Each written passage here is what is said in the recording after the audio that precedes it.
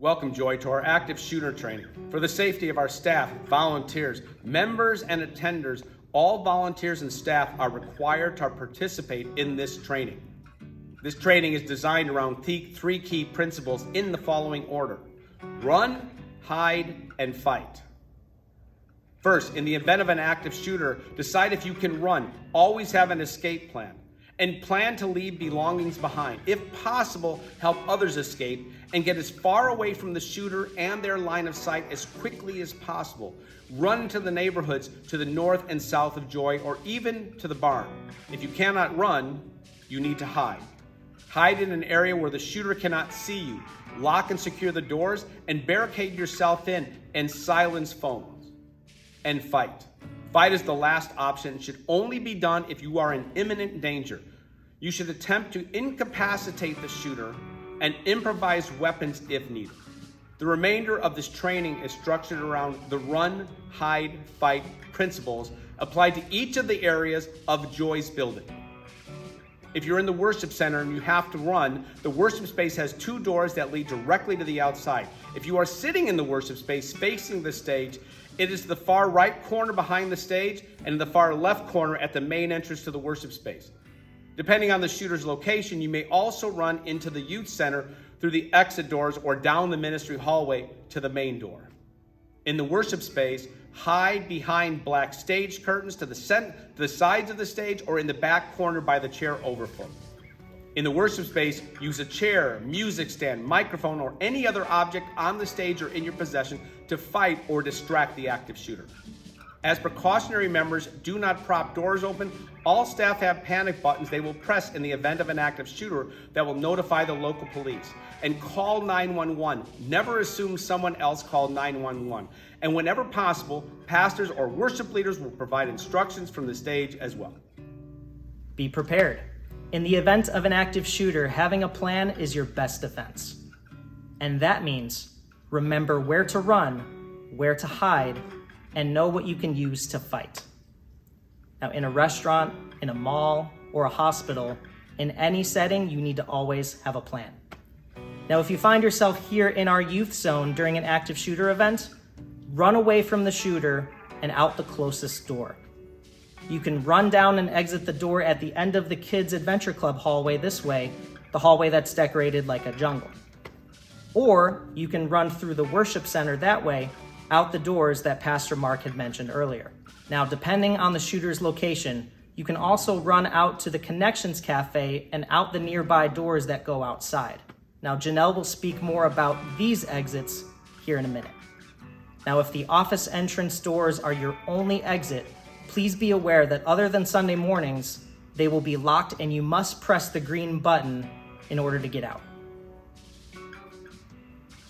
Now, you can hide in any of the classrooms that are connected to this youth zone, or the youth zone closet, the kitchen, or in one of the offices. But make sure that you secure the doors, turn off the lights, barricade the rooms with tables and chairs, and where available, make sure that blinds are closed and please silence your cell phones. And if you must fight, use the youth zone chairs, the music stands, the drumsticks, or even the guitars as your weapon. Now, the kitchen also has many utensils that can become weapons to use to fight back. Having an active shooter plan will help protect the least among us, the children. If an active shooter is present on a Sunday morning, the teachers and volunteers will follow the run, hide, and fight plan.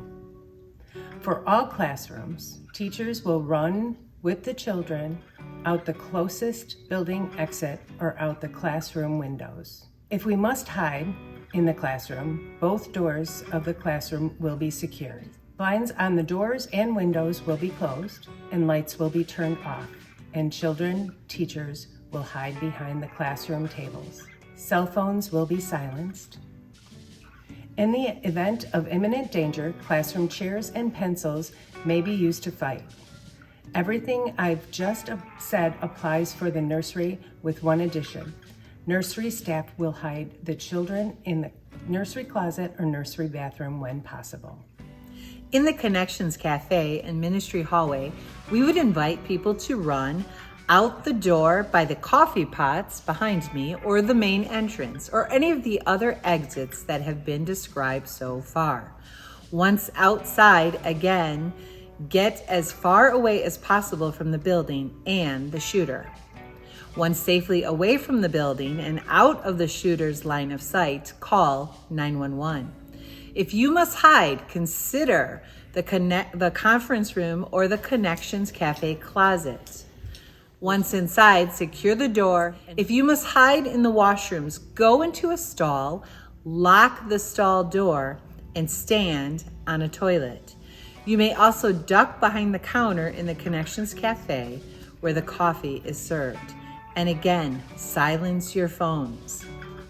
If you must fight, the Connections Cafe has many options. Use chairs, knives in the kitchen. We have fire extinguisher, coffee pot, garbage cans. They can all be used to incapacitate the shooter.